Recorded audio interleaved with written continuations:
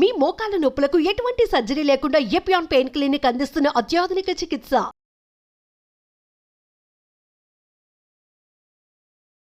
నమస్తే viewers. HMPV virus ఇండియాలో కూడా డిటెక్ట్ అయింది. చిన్న బేబీస్కి ఒక 8 months బేబీకి బెంగళూరులో డిటెక్ట్ అయింది.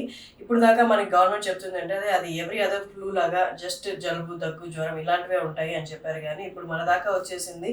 సో అసలు ఎలాంటి జాగ్రత్తలు తీసుకోవాలి, సిచ్యువేషన్స్ ఎలా ఉండబోతున్నాయి, సివియర్ అయితే 2019, 20 లాంటి సిచ్యువేషన్స్ ఏమైనా కనబడబోతున్నాయా, మనం ఎలాంటి జాగ్రత్తలు తీసుకోవాలి అన్నది ఇవాళ మనం అడిగి తెలుసుకుందాం. ఇవాళ మెడికవర్ హాస్పిటల్స్లో ఉన్నాం. డాక్టర్ వి దీపక్ గారు సీనియర్ ఫిజిషియన్ మనతో ఉన్నారు. వారిని అడిగి తెలుసుకుందాం. నమస్తే సార్. నమస్తే సార్, మన దాకా రాదేమో అనుకున్నాము. ఒకవేళ వచ్చినా భయపడాల్సిన అవసరం లేదు అన్నట్టు గవర్నమెంట్ ముందు రిలీజ్ చేసింది.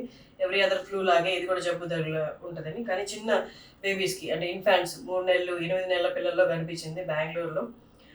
సిచ్యువేషన్ ఎలా ఉండబోతుంది సార్ రైట్ నౌ? ఇది భయపడాల్సిన సిచ్యువేషనేనా? As of now, nothing to be panic. This is a common cold, cough ఎలా వస్తుంది అలా వస్తుంది. It belongs to respiratory syncytial virus. Like COVID లాగానే సిమ్టమ్స్ ఉంటాయి. అంత తీవ్రత అందరిలో కనపడదు. In very few patients we do see the severity of that disease actually. This spreads like COVID, how it passes, and this disease also spreads in the same way, like contagious. Daggina, tummina, patients వాళ్ళు touch చేసిన objects ఏమన్నా ఉంటే మళ్ళీ మీరు touch చేయటము, like door handles అనుకోండి, pen, what are the books and all, మళ్ళీ మనం టచ్ చేస్తే ఈజీగా రావడానికి ఆస్కారం ఉంది. So we should be much aware to prevent the disease rather than searching for the cure, because prevention is best than cure in any disease like.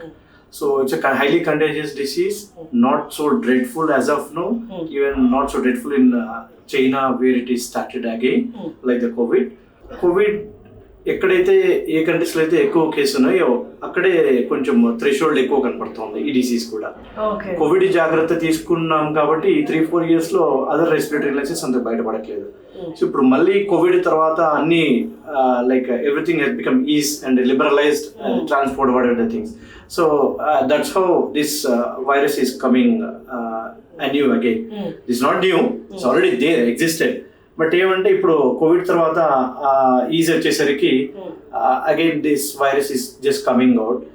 Not so dreadful, not so serious as of no in situation in India. Just 2 cases we just heard of. కొందరు ఒకటే అని చెప్పారు, just ఒక గంట ముందు 2 case కూడా అని చెప్పారు సార్. సార్ ఇంకొకటి ఏంటి అంటే ఇది చిన్న పిల్లల్లోనే ఎక్కువ కనిపిస్తుంది. ఎందుకని చిన్న పిల్లల్లోనే ఎక్కువ కనిపిస్తుంది? Because they are not vaccinated yet.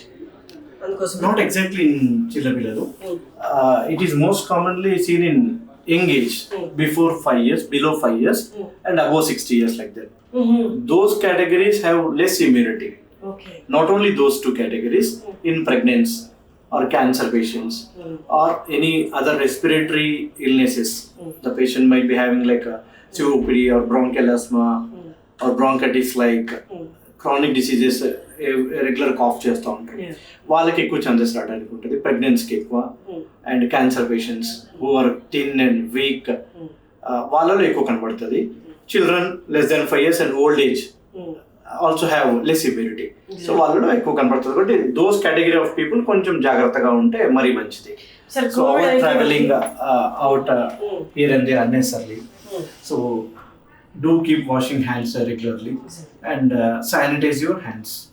So మన కోవిడ్ తీసుకుంటే ట్రావెల్ హిస్టరీ ఉండింది అప్పుడు ఇండియాకి. అక్కడ కోవిడ్ సోకిన వాళ్ళు రావడం వల్ల మనకి ఇక్కడైతే స్ప్రెడ్ అయింది, మనకి అది తెలిసిందే. కానీ ఇక్కడ ఎలాంటి హిస్టరీ లేదు. ఈ 2 babies ఎవరైతే ఉన్నారో జస్ట్ 3 and 8 months వాళ్ళు ఎక్కడికి ట్రావెల్ చేయలేదు out of the country. But still వీళ్ళకి వచ్చింది అంటే ఇంకెంతమంది ఆల్రెడీ ఎక్స్పోజ్ అయి ఉంటారు అన్నది. మైట్ బి ఎక్స్పోజర్ బట్టి చాలా ఉండొచ్చు, బట్ డిటెక్షన్కి వచ్చేసరికి తక్కువ కనపడుతుంది. ఎందుకంటే this like common cold, everybody just treats on themselves by self medication or taking rest or going to simple doctors where could not be able to diagnose or they might be not willing, or the doctor also might not get suspicion on them. So అలాగా కొన్ని కేసులు detect అవ్వకపోవచ్చు. So common గా వచ్చేసి simple cough and cold తో వస్తుంది, mild fever, throat discomfort, and some patients they may get rash on the skin, weakness, lack of appetite, ఆకలి ఉండకపోవడం, కొంతమందికి వామిటింగ్ సెన్సేషన్, కొంతమందికి diarrhoea. So these are the main complaints. ఇవి simple గా 2 or 3 days లో decrease అవుతుంది అంటే then you can just wait with the self medication or with any consultation with the doctor. సింపుల్గా రెస్పాండ్ అవ్వట్లేదు, then we need to be cautious. Even after 4 or 5 days with the treatment also if you're not getting relief, you should be much cautious and you should consult again the doctor and you should get tested. Okay, మనకు కూడా actually ఇది flu season లాంటిది sir. మన December November తీసుకుంటే అందరికీ జలుబు జ్వరాలు వచ్చిపోయాయి. Is it considered as normal every year వచ్చే ఇలాంటి ఫ్లూ, లేకపోతే మనకి ఆల్రెడీ వచ్చిపోయింది ఏమో అన్న డౌట్ కూడా ఉంది sir. Is that something should be considered? ఈ సీజన్ లో ఎక్కువ వింటర్ అండ్ ఆటమ్ సీజన్స్ లో ఈ డిసీజెస్ ఎక్కువ కాబట్టి ఇప్పుడు నుంచి కొద్దిగా ఆల్రెడీ తెలిసింది కాబట్టి కొంచెం జాగ్రత్తగా ఉంటే మనకు మంచిది. ఓకే, వచ్చిపోయిన తర్వాత వచ్చిపోయిందా లేదని we can't exactly diagnose it.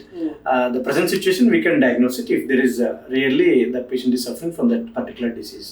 Okay.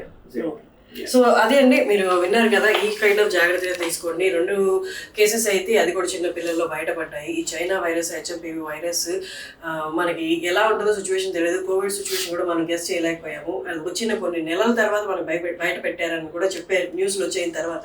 Anyway మనమైతే జాగ్రత్తగా ఉండాలి. సార్ చెప్పిన జాగ్రత్తలు అయితే తీసుకోండి. మన కోవిడ్కి పాటించిన జాగ్రత్తలే డిస్టెన్స్ మెయింటైన్ చేయడము అండ్ మాస్క్లు మెయింటైన్ చేయడము. మళ్ళీ you have to washing hands is compulsory. రెగ్యులర్గా వాష్ చేసుకుంటూ ఉండండి ఏ ఆబ్జెక్ట్ పెట్టుకున్నా కూడా. Thank you so much sir. Thank you.